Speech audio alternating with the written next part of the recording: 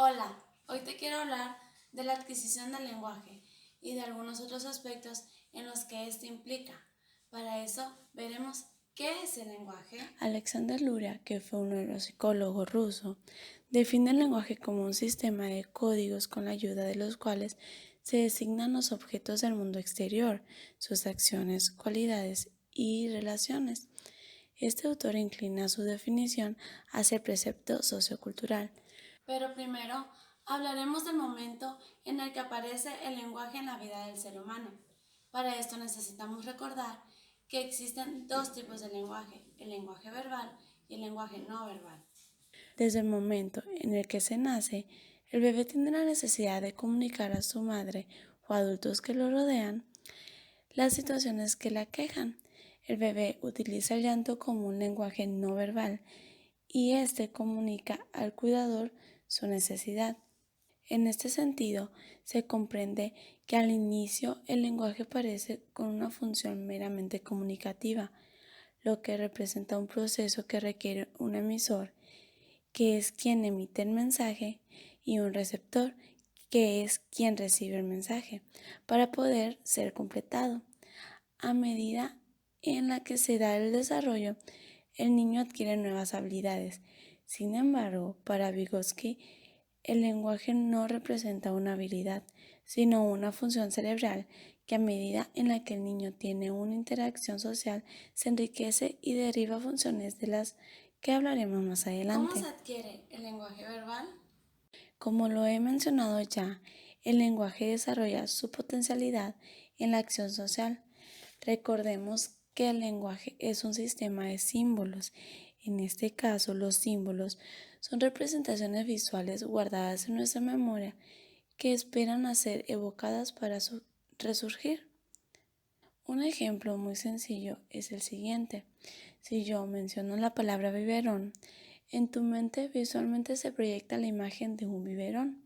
Si yo menciono la palabra árbol, surge el mismo efecto anterior.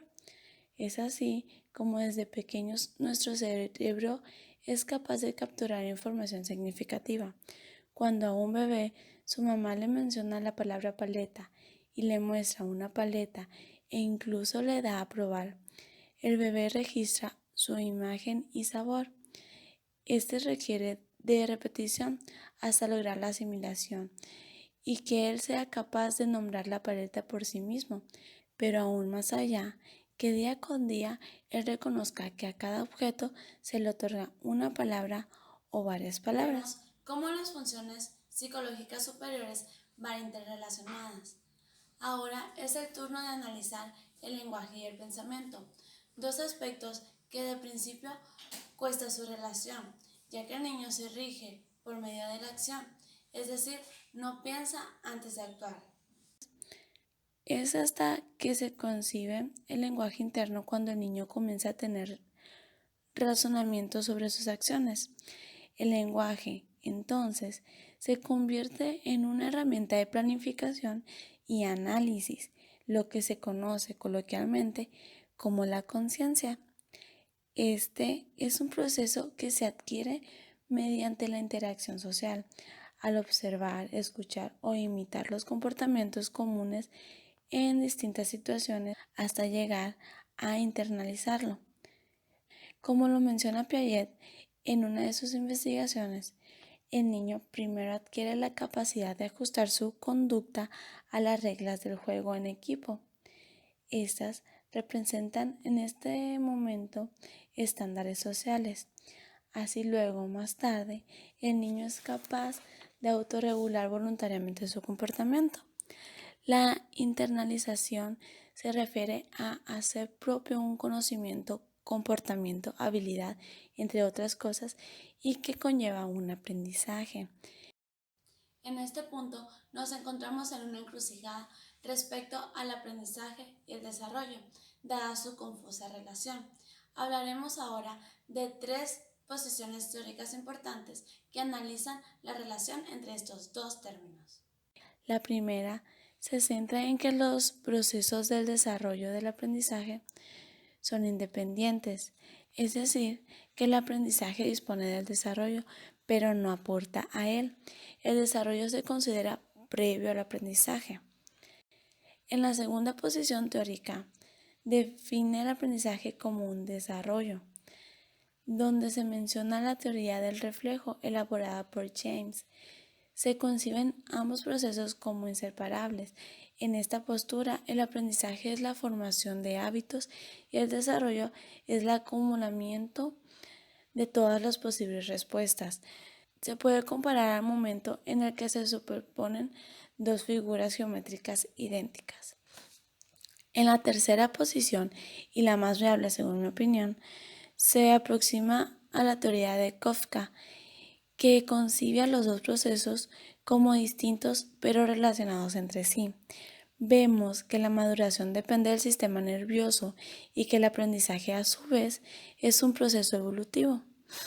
Kafka supone que la maduración posibilita el proceso de aprendizaje y que este último estimula y hace avanzar el proceso de maduración, pero el desarrollo siempre se sobrepone al aprendizaje, aunque estos avancen al mismo ritmo. Una vez que hemos hablado sobre la relación entre el aprendizaje y el desarrollo, es necesario analizar otro aspecto que influye en estos. Este es la famosa zona de desarrollo próximo. Desde pequeños somos susceptibles al aprendizaje. Al llegar al preescolar, el niño cuenta con conocimientos adquiridos en su seno familiar. Es a partir de ello que el profesor organiza su trabajo para posibilitar el seguir aprendiendo. Al escolarizarse, el niño se enfrenta a un proceso de evaluación que mide su nivel evolutivo real. Por lo general, el profesor se basa en la observación de los logros que el niño alcanza por sí mismo. Es aquí donde Vygotsky plantea que el niño tiene un nivel evolutivo más allá de lo que logra solo.